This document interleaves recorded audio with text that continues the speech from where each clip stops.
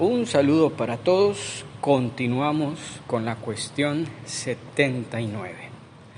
Vamos a tratar, con el favor de Dios y el patrocinio de Santo Tomás, de presentar en una sola entrega los 3 artículos tercero, cuarto y quinto de esta cuestión 79.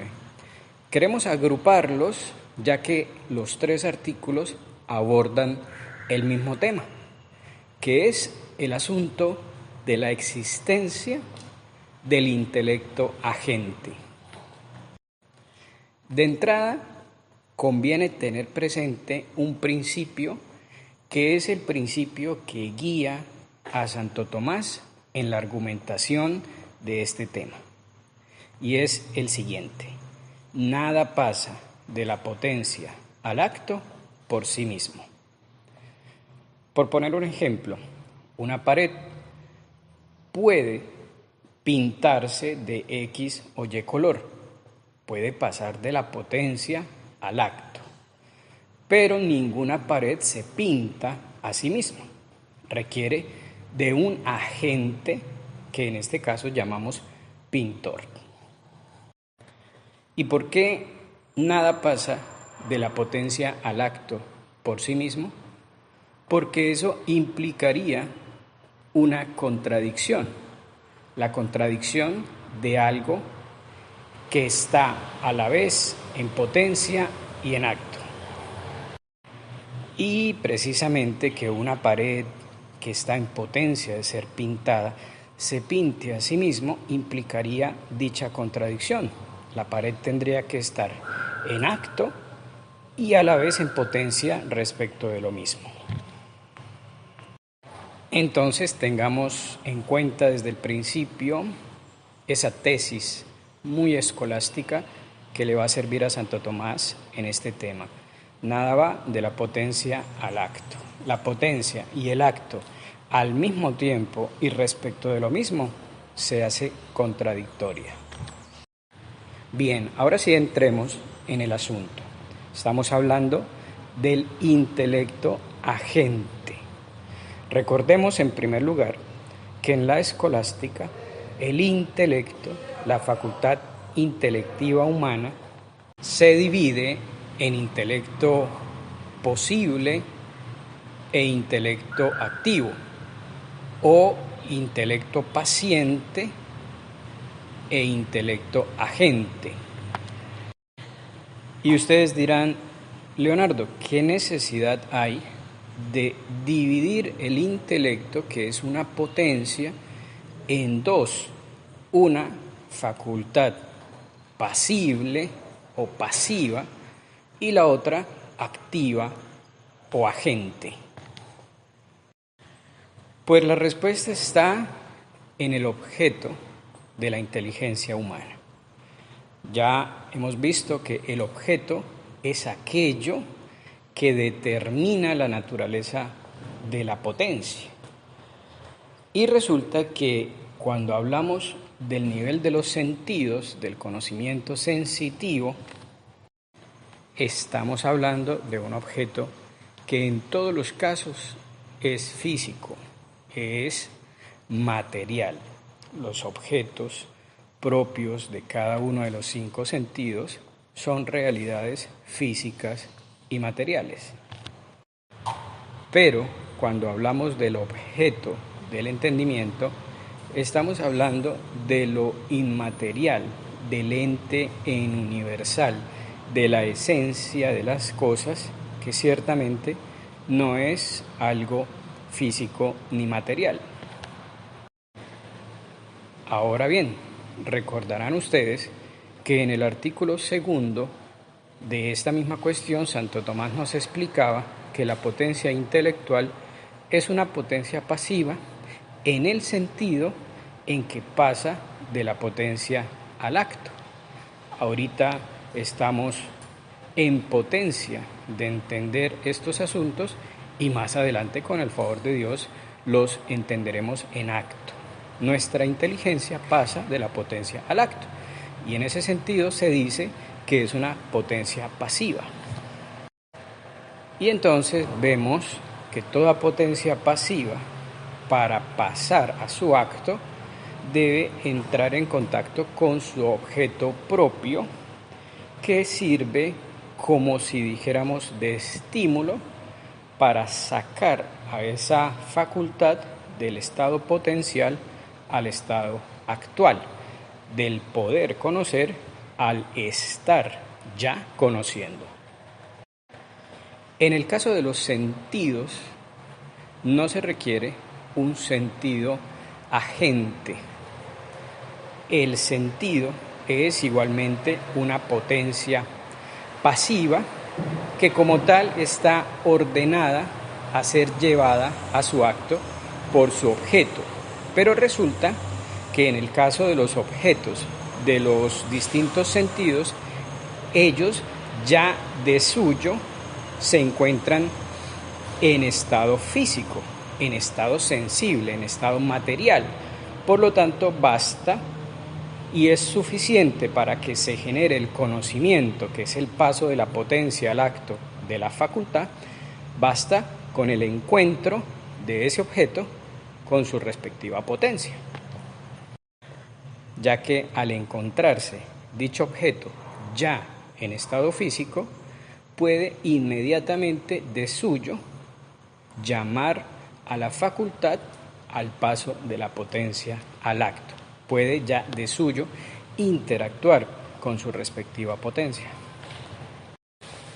El caso del entendimiento es diferente, ya que debido a que su objeto propio es la esencia de las cosas materiales, la cual es de suyo inmaterial, estamos en una situación de distancia, por decirlo de alguna manera, de la potencia respecto de su objeto, ya que todo lo que nos rodea, absolutamente todo lo que nos rodea, es primariamente algo físico, material, concreto, individual. Lo anterior, dicho en terminología más técnica, se puede decir afirmando que las cosas que nos rodean son sensibles en acto e inteligibles en potencia. O en otras palabras, todo lo que nos rodea, absolutamente todo lo que nos rodea, en cuanto materia, está ordenado de suyo a ser directamente objeto de alguno de los sentidos externos. E indirectamente también todo lo que nos rodea está ordenado o es posible objeto de conocimiento por parte del entendimiento. Pero, y aquí está el pero que justifica que la escolástica y Santo Tomás nos hablen de un intelecto agente, pero al ser todo lo que nos rodea inteligible solo en potencia, se va a requerir que de esa potencia pase al acto de ser inteligible, porque solo un objeto inteligible puede ser el objeto propio y adecuado de esa potencia que llamamos entendimiento. Listo.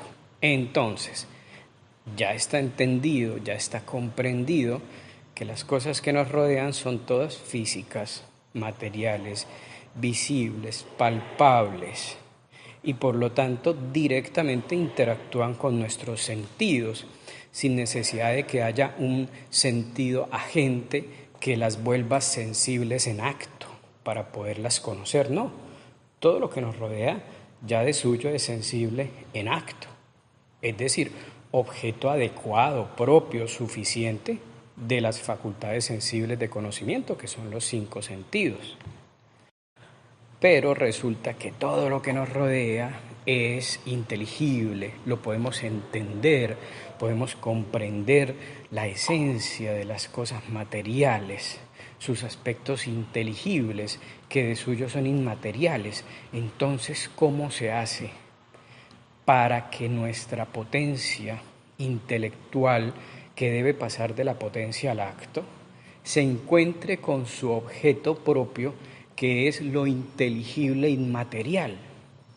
¿Cómo se hace? ¿Cómo se da ese paso, siendo que todo lo que nos rodea de suyo es físico?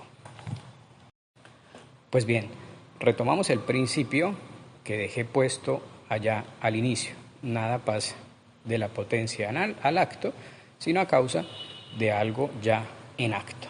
Y entonces aquí Santo Tomás, siguiendo la tradición aristotélica, afirma que es necesario poner en el entendimiento una facultad ya no meramente pasiva, que recibe su objeto y que pasa de la potencia al acto en virtud de ese contacto cognoscitivo con su objeto, sino que es necesario poner una facultad activa, agente. ¿Y cuál vendría siendo la tarea de ese entendimiento agente, de ese intelecto agente? Pues hacer inteligible lo que de suyo se nos presenta como sensible. En toda la tradición escolástica, esta acción del intelecto agente ha sido comparado con la acción de la luz, con la iluminación, así como la luz ilumina los colores y por ende permite que X o Y color entre en contacto con la vista y sea visible. De la misma manera, el intelecto agente sería cierta luz siempre en acto de iluminar, encargada de actuar sobre el producto de la sensibilidad de los 5 sentidos externos, los 4 sentidos internos y el producto de la cogitativa, que es el experimento así se llama en terminología técnica, ese fruto que la cogitativa, que es el sentido de más alto rango dentro de los sentidos del orden meramente sensible, ese producto de la cogitativa, que la cogitativa como que le entrega al intelecto, se llama en terminología técnica el experimento, que claro, para nosotros tiene otro sentido, pero los escolásticos llamaban así a ese producto de la cogitativa sobre el cual el intelecto agente va a llevar a cabo su acción propia de iluminación. Bien, entonces, quizá ustedes se preguntarán, listo, Leonardo, comprendemos que es necesario la existencia de un intelecto agente, porque las cosas son físicas en acto, todo lo que nos rodea, y por lo tanto son sensibles en acto, pero inteligibles solo en potencia.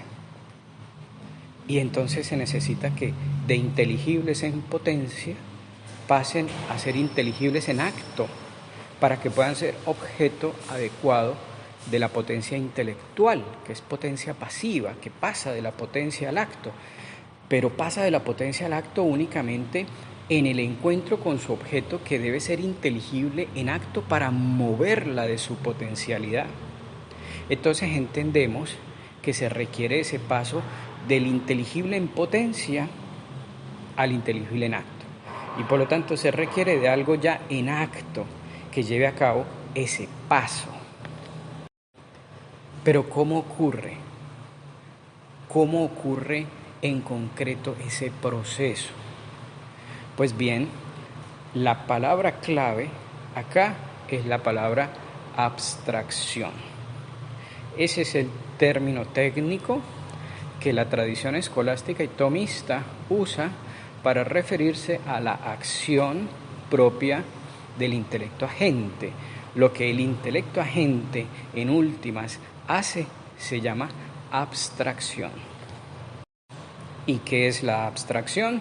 Bueno, de ello nos hablará Santo Tomás en las cuestiones del 84 al 89 con más profundidad. Aquí vamos a decir solamente por ahora que la abstracción es la acción por medio de la cual consideramos algunos aspectos sin tener en cuenta otros que están unidos en la cosa. Por poner un ejemplo muy simple, muy simple. Yo te puedo dar una manzana, tú la muerdes, la saboreas y después te pido que me hables acerca de su textura. Entonces, claro, para tú hablarme de la textura de la manzana que te estás comiendo, dejas de lado su sabor, dejas de lado su olor y como que pones todo tu foco de atención en la textura para poder responderme.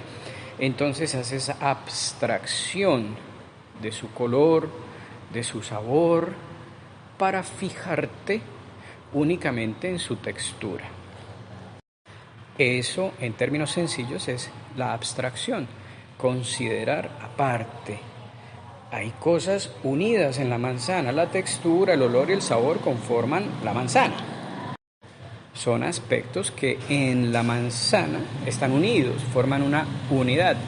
Pero yo puedo, idealmente, mentalmente, por decirlo de alguna manera, considerarlos por aparte.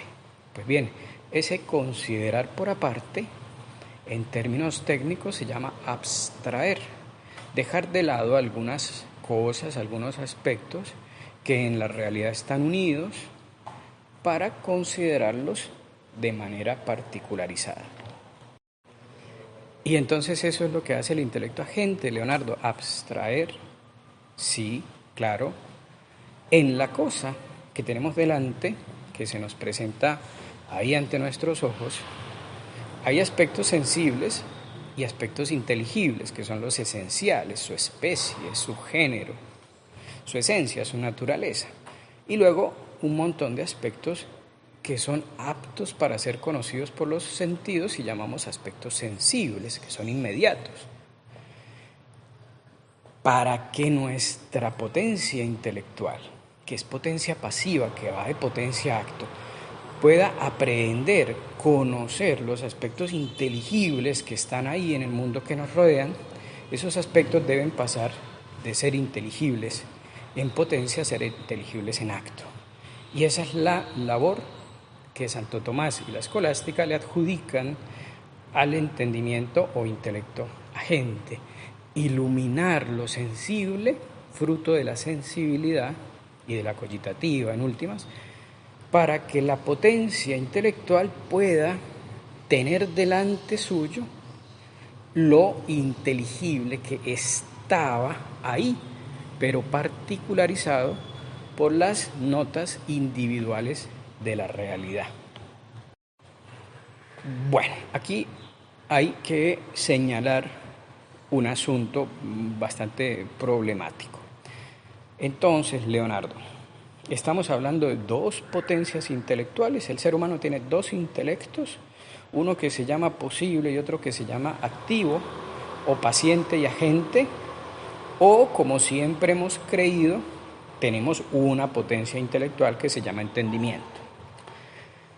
Bien, si nos fijamos en algunos manuales de filosofía escolástica, la conclusión es que la potencia intelectual del ser humano es una sola, con dos funciones. Una función pasiva, que es la función en la que se realiza verdaderamente el conocimiento, y una función activa de iluminación, de abstracción, que es paso previo o condición para que se dé el conocimiento. Un entendimiento, dos funciones. Pero, si vamos a las palabras de Santo Tomás, entonces ahí lo que vemos es que Santo Tomás habla de dos facultades, dos intelectos, dos potencias, por decirlo así. El orden intelectual sería uno solo, pero tendría diferenciación de dos facultades: facultad agente, facultad paciente, intelecto agente, intelecto paciente, intelecto pasivo, intelecto activo. Bien, vamos a dejar hasta ahí este asunto del artículo tercero. En el artículo cuarto, muy relacionado con el anterior, Santo Tomás se pregunta si este intelecto agente es algo propio del alma, si es una propiedad del alma, una facultad del alma, o si es algo externo al hombre, como creían muchos en la época de Santo Tomás, asunto del que ya hemos hablado con el tema del intelecto separado, el intellectus separatus, del que ya hablamos en un artículo anterior. La respuesta a este asunto nos reviste mayor dificultad si tenemos en cuenta que ya en un artículo pasado de una cuestión pasada, Santo Tomás defendía que el hombre es racional por naturaleza. La facultad de conocimiento, la razón, el entendimiento es algo propio del alma. ¿Por qué? Porque si no fuera algo propio del alma, entonces el hombre no podría ser llamado animal racional. Incluso si lo viéramos ejecutar operaciones de conocimiento, había en aquella época de Santo Tomás pensadores que decían que había un intelecto separado, que gracias a ese intelecto era que el hombre ejecutaba las operaciones, pero eso implicaría que la operación intelectual tendría un principio externo al hombre, no sería propiamente el hombre el que ejecutaría esas operaciones y por lo tanto no podríamos decir que el hombre es esencialmente racional. Hagan de cuenta cuando un papá agarra a su bebé de meses y le agarra el pie y con su mano le mueve el pie para que el niño golpee una bola. Claro, no se puede decir que el niño está jugando a la pelota, porque la acción de golpear la bola, aunque la está ejecutando su pie, en realidad su pie obra únicamente en la medida en que está siendo movido por la mano del papá. Entonces no sería propio decir, no se diría con propiedad que el niño está jugando a la pelota. En el caso del hombre y el conocimiento racional sucede lo mismo. Si el hombre no fuera racional por esencia, entonces esos actos de conocimiento racional o intelectual que vemos que el hombre realiza, pero en virtud de un supuesto intelecto separado, pues no podríamos decir que es racional por esencia. Sería racional de manera ficticia, como el niño juega la pelota solo de manera ficticia. Entonces, teniendo eso en cuenta, volvamos al artículo número 4. Santo Tomás se pregunta, ese entendimiento agente, esa luz, esa facultad de abstracción de lo inteligible en potencia a inteligible en acto, ¿está en el alma humana? ¿Es algo propio del alma o es algo separado? Pues la respuesta evidente a estas alturas es que el entendimiento agente, el intelecto agente debe ser algo propio del alma, algo propio del hombre, porque si no fuera así, entonces se caería la posibilidad de adjudicarle al hombre operaciones intelectuales.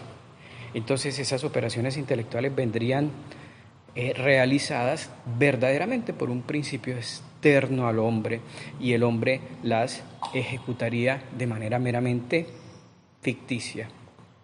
Y no podríamos entonces decir que el hombre es un ser racional por esencia, que la racionalidad le pertenece por esencia, a su naturaleza. Entonces, claro, la respuesta de Santo Tomás es que el intelecto agente es algo propio del alma. Y en el artículo 5, Santo Tomás se pregunta, ya aclaradas estas cosas que le sirven de base, Santo Tomás se pregunta si hay un intelecto agente para cada hombre, si el intelecto agente se multiplica junto con los individuos. Y aquí la respuesta de Santo Tomás nuevamente va a ser afirmativa. Claro, tantos individuos hay, tantos intelectos agentes habrá. Cada hombre, así como tiene en su naturaleza el ser racional y por ende la facultad racional, cada hombre tiene en esa facultad racional la propiedad, la facultad que estamos llamando intelecto agente. Y el motivo, pues, el mismo que venimos utilizando en la argumentación inmediatamente anterior. Si no tuviera cada hombre su propio intelecto agente, sino que hubiera uno solo para todos los hombres, tesis que nos suena un poco extraña, pero que en tiempos de Santo Tomás era defendida por muchos pensadores importantes.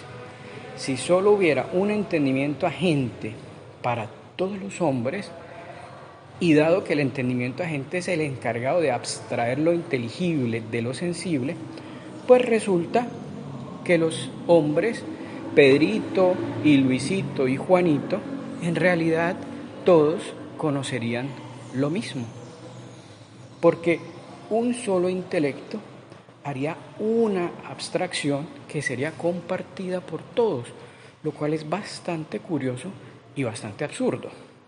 Vemos que una cosa es la que entiende Pedrito cuando está parado frente a una realidad cualquiera, y otra cosa distinta a lo que está pudiendo entender Juanito.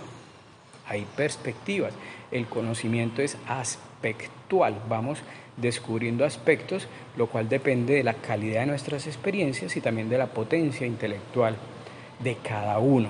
Entonces, respuesta, el intelecto agente es algo propio del alma, artículo 4, sí. ¿Hay tantos intelectos agentes como individuos? Artículo 5, sí. Bueno, vamos a dejar hasta acá el asunto del intelecto agente. Como siempre les digo, soy consciente de que esto no es suficiente, es un tema verdaderamente medular de la teoría del conocimiento tomista. Por eso la invitación es a que se empapen en otros sitios, en otros escritos, lean mucho, sobre todo al propio Santo Tomás, porque este asunto del intelecto agente debe quedar lo más claro posible, porque verdaderamente